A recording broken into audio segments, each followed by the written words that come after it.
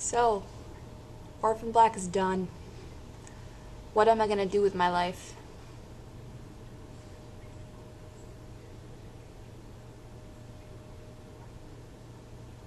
Yeah, I don't know.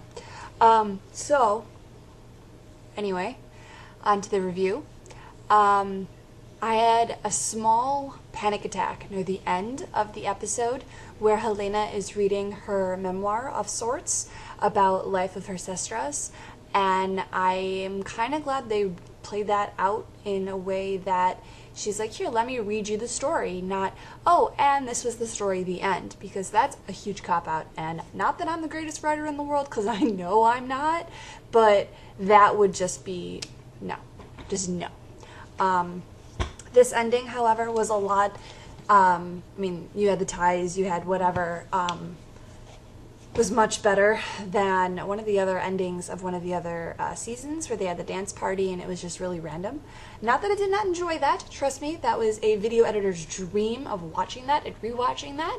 However, it was kind of a weird ending. I wanted a cliffhanger, I wanted something not just happy-go-lucky party times, which they totally ended this one with after the credits dance party. I want to say that stuff was maybe from like Comic-Con or something, unless there was everybody on set doing the dancing, but there was the people in costumes. So anyway, so on to the review of hashtag Farewell from Black.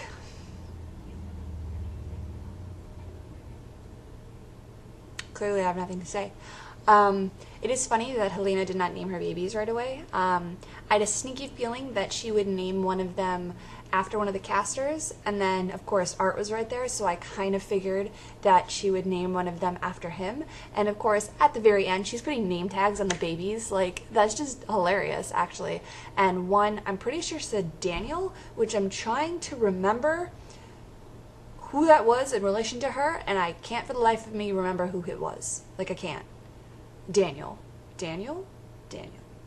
I got nothing. But the other one, on the other hand, is Arthur. And it's like, oh, Art. So cute. But seeing the interaction with the babies, how they're, they're there and they're at, when she was in the room, when Helena was in the room with the babies, I had a moment, I was like, wait, okay, so this is, years down the line or something, and she's moved into a different house. Nope, it's Allison and Donnie's garage. It's their garage, which is totally fine because she made little hammocks for the babies, and I think this is the most adorable thing ever. But it's kind of, I don't know that it's funny. I don't know, it's interesting that she, actually, I know exactly. I'm trying to formulate this in my brain. I was like, why did she have two boys? Why didn't she have a boy and a girl? Which would have been, oh man. But the fact that she had two boys, I was like, why? That's weird. Like, but you know what? It's not weird, because at the stupid place that impregnated her, of course it would have been guys. Of course. So anyway, but it's, so I don't know. It was a cute ending. It was super cute. The Lita clones got together, the clone club, and it was pretty much a happy ending. However, Felix has a little secret, which I'm trying to figure out, unless it's him telling his boyfriend about Rachel, which I guess is entirely possible. Because he looks out the window in the middle of the day while the festivities are going on for the baby shower or whatever, and the boyfriend follows him, whose name I don't remember, by the way, I'm sorry, and, he's like, Felix tells him, hey, it's our little secret, or something like that, and then later on you see him, sneak out of the house and meet at a car, which was also, I laughed really hard. He's like, oh, is this one of your other minions, Rachel? And she's like, no, this is my Uber driver. It's like, oh, sorry about that. So I thought that was kind of funny that they threw that out there as like a whatever. So Rachel's, on her own, and she gives Felix the list of other Lita clones, and there's 227 of them. 227. I wonder if out of the 227, if the six of them, Crystal, Rachel, Sarah, Allison, Helena, Cosima, 6 of them. if they're on the list or not, or if they're counting in that. Well, then again, Helena and Sarah wouldn't, because they're not the clones. Anyway, so, you know, whatever. And then it was super cute that, you know, at the very, very, very end, something all around there, that, no, it wasn't the very, very end, because the very, very end was with Helena, where Delphine and Cosima are, you know, in a different country, and Delphine's talking to one of the clones, and you hear the accent, and you're like, okay, who's that? Which one is that? And of course, it's one of the ones that freaking Allison, I'm getting my clones mixed up now. It's the one that Cosima saw on the screen with Scott, saying, wow, she's really beautiful, or wow, she's really pretty, or whatever the case, whatever she said. And that's the one that they go see. And of course, that clone hits on Delphine, which is funny. I can't say I blame her. I would hit on Delphine too. But then, you know, Cosima kind of hides her face, and she's like, so, you have a date? You got hit on? Or whatever the phrasing was. And Delphine's like, yeah, you know, no big deal.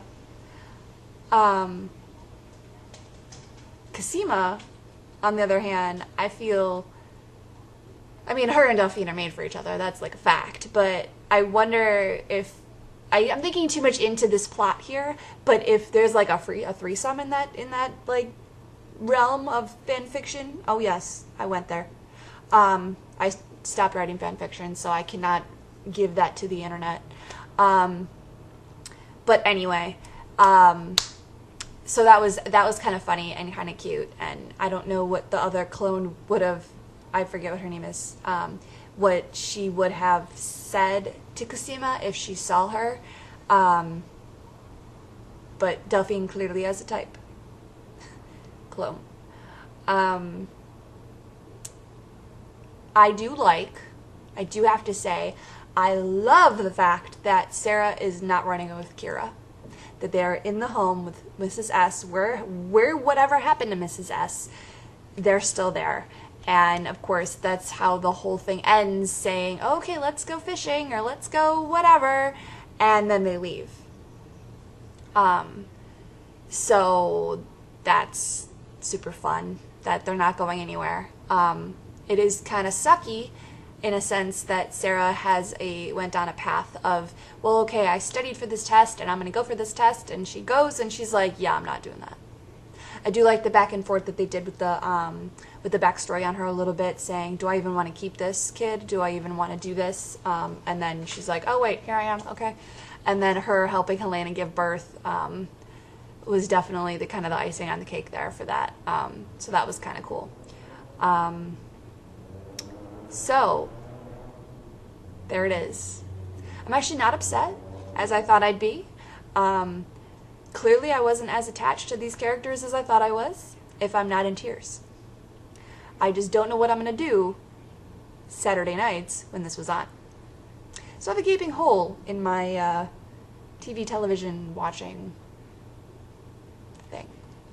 So anyway, great season, great series. If you haven't watched it, you need to watch it because it's amazing, and then you can be part of us because we are a family. Or no, sorry. We make a family? Yes?